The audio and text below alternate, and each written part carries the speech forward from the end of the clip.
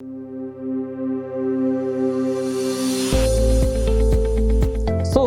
we are going to discuss about the individual subjects now. We are going to start to discuss about the individual subjects now. So before starting about the individual subjects, I have told you that studying line by line or studying everything is not possible in medicine, right? Studying everything is not possible in medicine. We have to study only the important topics. So how to understand which topic is important? Because every topic looks similar in the book. So how to understand which topic is important? The important topic that is being asked in the exam are those topics which is clinically relevant. Actually, till my first year ended or till my second year ended, I didn't understand this. That means certain topics were important. So our seniors come and tell that these topics are important, these are going to be asked in the exam, and those topics were likely to be asked in the exam also. But I didn't knew why those topics were asked in the exam. It was simply because those are the clinically relevant topics.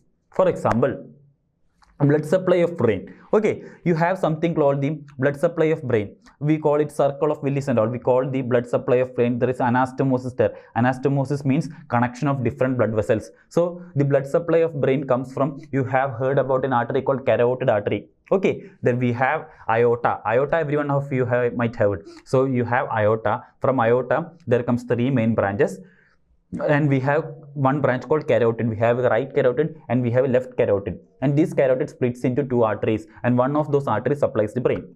Okay, so there is something called circle of Willis in brain. The circle of Willis is actually a circle which forms a different, there are different blood vessels. Okay, each of these spokes which I am marking is blood vessels. So there are different connections or different blood vessels which make the circle of Willis. And circle of Willis was repeatedly asked in every paper, even let it be the internal paper, let it be the final university paper. Circle of Willis was repeatedly asked in every paper, and I didn't know why this topic is being repeatedly asked. It's simply because this is very much clinically relevant. Okay, you might have heard a disease called stroke. When stroke occurs, you might have seen some patients who had paralyzed one half of their body. Okay, it's because they are suffering from stroke. The blood supply to some part of their brain has been blocked, and due to this blocking, they are not able to move some certain parts of their body, and we call it as stroke. Okay, so to understand stroke is a very common disease that we come across in our clinical life. During when I was posted in my neurology posting, each day I see at least 10 to 15 new cases of stroke. Okay, so circle of Willis means it describes the anatomy, how the blood supply to brain works.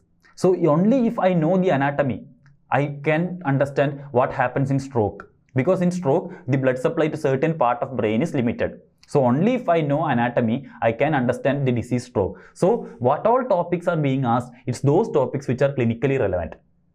Okay, that's why I told you that the first year subjects is going to be the base of your preparation. Okay, even if you become a cardiologist, even if you become a neurologist, your base is going to be your first year subjects. That's why studying first year subject is extremely important.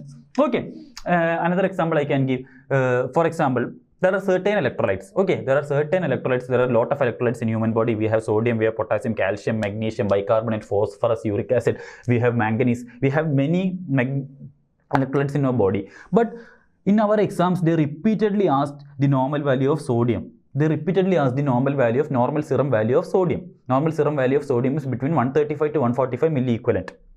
So I was again wondered, why are they always asking about sodium? Why not potassium? Potassium also they ask, but why not manganese or why not magnesium? Why do they always ask for sodium? Because sodium is extremely important. Because we see patients who are suffering from diseases called hyponatremia or hypernatremia. Hyponatremia is a very common disease. Hypo means decrease. Hypo means decreased. Natrium means sodium. You know that, and sodium, N means natrium. So natrium means sodium. And mia means in blood. So hyponatremia simply means hypo means decrease, natrium means sodium, and mia means in blood. So hyponatremia simply means decrease in sodium in blood. Okay. So hyponatremia is such a common disease. Whenever you have decreased sodium in your blood, you get confusion. You might get seizures like epilepsies, and you might even become comatose. So sodium, the value of sodium in your blood is extremely important clinically. That's why they were asking value of sodium repeatedly in our first year exams. So These are just two examples, but believe me, the important topics are those topics which are relevant clinically. Those are the topics which will be being repeatedly asked in exam. Okay, so I'll be talking about the important topics and all in coming slides. But before that, since I have mentioned a word like hyponatremia here, I would like to just tell you, many of the terms in our MBBS or many of the terms in our medicine is derived from either Greek or Latin. So if you are good with, if you know the meaning of certain words in Greek or Latin, I know that no one of us can learn Greek or Latin to study medicine, but if you know the meaning of certain simple words in Greek or Latin, it is going to help your preparation. Okay, so just an example, it is this hyponatremia. So hyponatremia, hypo means decrease, natrium means sodium, mia means in blood. So there will be certain words. In our coming session, there will be many words I'll be discussing or I'll be showing. I have showed you otorhinolaryngology. And in the coming session also there will be many words, and I will be splitting into small words. So even if you learn and even if you hear a new medical term, you can understand what it is. If you read like this, if you read by splitting, hyponatremia, okay, we'll be having many words like that. So throughout your preparation, always remember this is important in medicine. That means you can split the words or terminologies into small words, which will make you more sense. Or even if you are hearing those words for the first time, you can understand what disease or what terminology it is. Now let's come on to the proper topic. So till now what we have discussed is the curriculum. So in the introduction part by Dr. Krishnendu, you might have heard about how the normal life of a medical student is going to be and all. Okay, and till now what I have discussed is about the introduction to academics. Okay, I have discussed about the introduction to academics, the subjects which are being taught in different years, and your normal curriculum we have discussed. We have discussed the change in pattern of study. We have tried to fill the gap between plus 2 and MBBS. We have said these topics which you have learned in your plus 2, and we have also discussed the corresponding topics that you're going to learn in your MBBS. So that's about the introduction to the academics of MBBS. Now we are going to discuss about the first year subjects in a nutshell, and let's start with anatomy, because there is no doubt with which we have already discussed. We have 3 subjects in first year. First one is anatomy, second one is biochemistry. No, I'll write it in the order. Second one is physiology, and third one is biochemistry. And of these 3, if somebody asks me which is the most important subject to learn in first year, it's definitely going to be anatomy, because you are going to spend much more time in anatomy. Anatomy is much more difficult to learn than biochemistry and physiology. But physiology, biochemistry is also extremely important. I have told you that physiology forms the basis of medicine. That are also important, but why I stress on anatomy is because the academic hours spent for anatomy or invested for anatomy is much more than biology, biochemistry and physiology in first year. It's simply because this is the place where you dissect. This is the place where you are going to do the dissection of the cadaver. We call it the cadaver. I told you we have to respect it. We never call it dead body. We call it cadaver, because that cadaver is helping us to learn. Right? That cadaver is helping us to learn. So there is something written in our dissection hall in our Calicut Medical College. If I remember it right, it like that, let the laughter cease here, because this is the place where dead teaches the living. Okay, so let the laughter cease here. That means you should not be laughing, or you should not be in a relaxed mind. You should be very respectful in the dissection hall, because that is the place where the dead is teaching the living. Okay, the dead cadaver is going to teach you, so you should respect your cadavers. Okay, so in anatomy you are going to spend every day, you are going to have at least 3 hours of dissection. So you are going to spend significant amount of your time in first year in anatomy. So anatomy forms the basic or the most important subject in first year. So let's start to discuss about anatomy. So we know that human anatomy is the study of the structure of human body. I have already told you that anatomy is the study of structure of human body, and physiology is the study how human body functions, or how the different systems in human body works. Physiology is the study of human body functions, and anatomy is the study of structure of human body. Okay, so for studying purposes, we are dividing the anatomy, or we are dividing the entire human body into head, neck, trunk and limbs. Okay, so this is my head, this is my neck, this is my trunk. Trunk means up from the neck to my lower limbs or to my legs. So this is my head, this is my neck, this is my trunk, and this is my limbs. So this is my upper limb and I also have lower limbs. Okay, this is my upper limb and I also have lower limbs. Clear? Now my abdomen, so I'll show you a figure that's better. So this is my head. So we are starting the proper topics here, right? So once again understand that these are not the topics, we are not going to discuss every details here, but we are discussing those certain terminologies which are going to be new for you, or those certain basics you need to know when you are going to enter the medical college. And knowing this will make you, or knowing this will help you learn it better, and it will be definitely going to be easy for you. Mark my words guys, I am 100% sure about that. Okay, so this is my head. So this is my head, this is my neck. Actually this guy has got a short neck, so I don't have much space to mark the neck, but this is my head, this is my neck. Up to this place, from this to this place, this makes my trunk, this makes my trunk, and these are my upper limbs. I have written it as upper limb UL, and this is my lower limb. Okay, this is my lower limb. Is it clear? Okay, now trunk I can again divide. Again, I am not detailing about this exact point here, but just for you to get an idea, trunk I can again divide. That means up to the chest level, I call it the thorax. Up to the chest level, I call it the thorax, and below the chest, so this point to this point makes my abdomen. So abdomen plus thorax, thorax plus abdomen makes my trunk. Is it clear? Thorax plus abdomen makes my trunk. Is it clear? Okay, so I'll repeat it once again. This is my head, we all know what is head. This is my neck. Okay, and below neck I have trunk. So from the neck to the point where my lower limb starts, I have my trunk. Okay, that's my axial skeleton. Okay, the bones you have learned, or you have heard about that term. So the bones here is the axial skeleton, and the corresponding body part is called trunk. So trunk has got two parts, from the neck to the chest part. From the neck to the chest part, we call it the thorax. And from the chest to the point where my lower limb starts, I call it the abdomen. So thorax plus abdomen makes my trunk, and I also have limbs. This is my upper limbs, or I call it upper extremities, and this is my lower limb. So we have divided the entire human body into different parts. I have head, I have neck, I have trunk, which is further divided into thorax and abdomen, and then I have upper limbs, and then I have lower limbs. Is it clear? Okay, now let's come back. So we have discussed, we have divided into head, neck, trunk, and upper limbs. No, head, neck, trunk, and limbs, and the thorax, the trunk is again divided into chest or thorax and abdomen. Okay, now the abdomen is further divided into abdomen proper and pelvis. That means pelvis is the area where your genitourinary part comes. That means up to this point,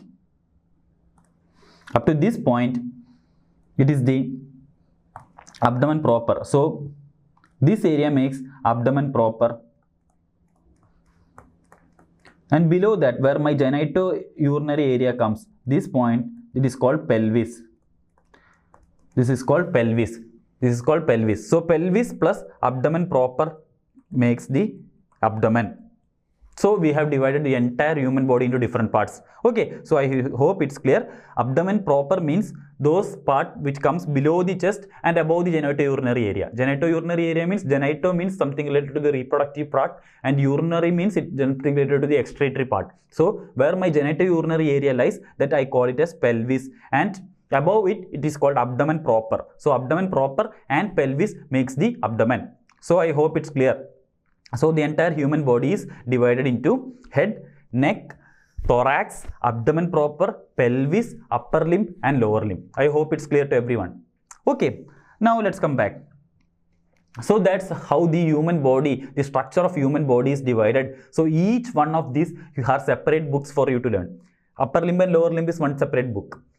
Thorax and abdomen is another book. Head and neck is another book, along with brain anatomy. Okay, so this is how the human body is split. I hope it's clear. So trunk is divided into thorax and abdomen is again divided into abdomen proper and pelvis. So from my neck to my chest, it's the thorax. From my chest to where my the lower limb begins, it's the abdomen, and of it, abdomen is again divided into abdomen proper. That means from my chest to the point where genitourinary tract starts, and the point where genitourinary tract starts to the point where the lower limb starts, it is called the pelvis.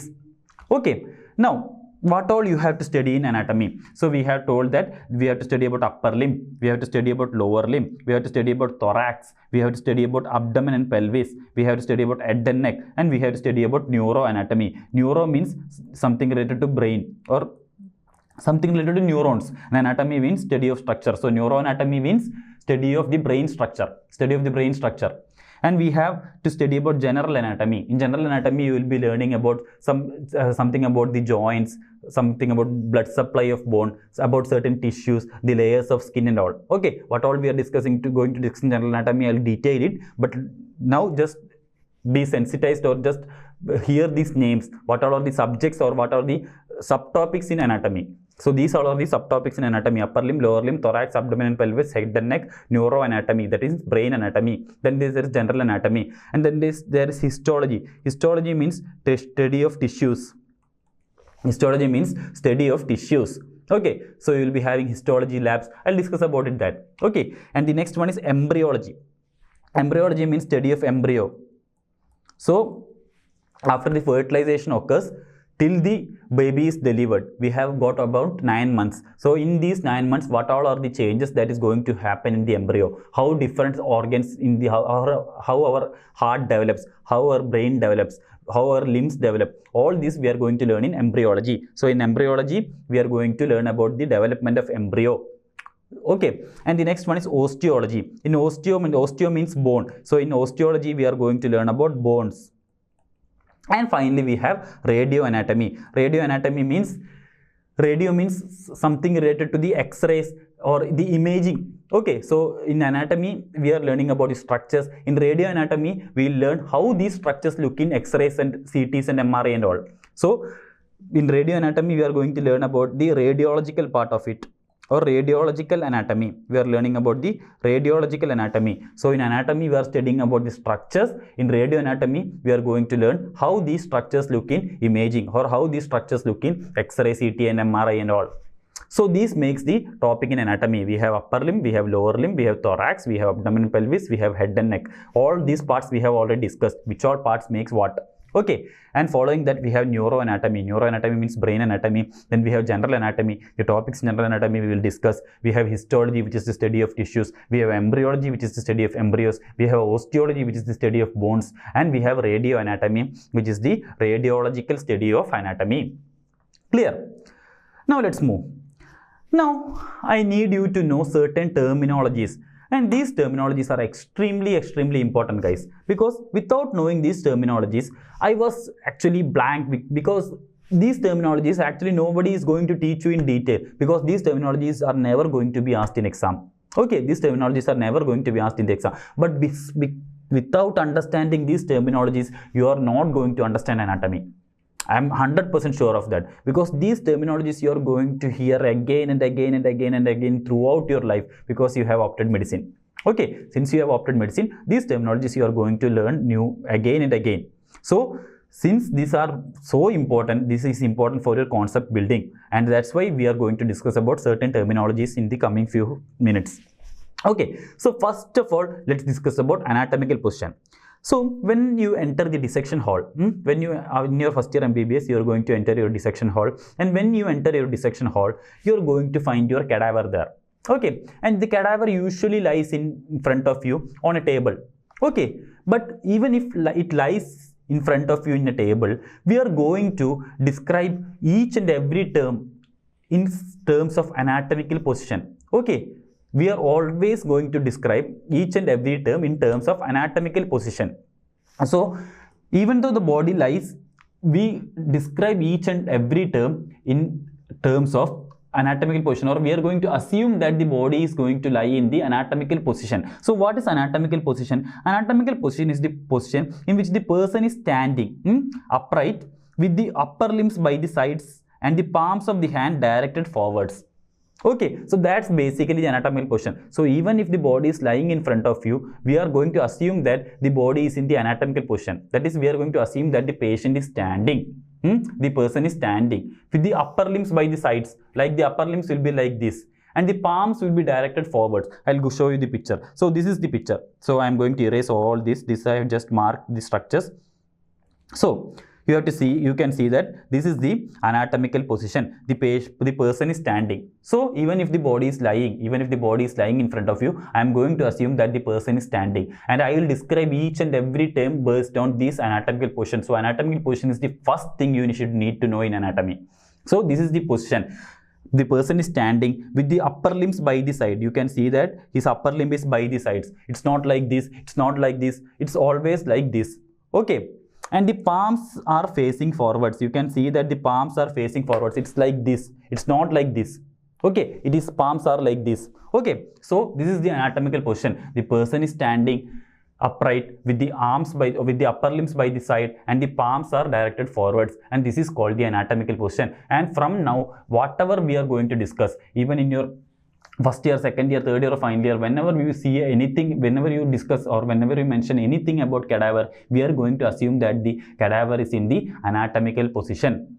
Clear? Okay.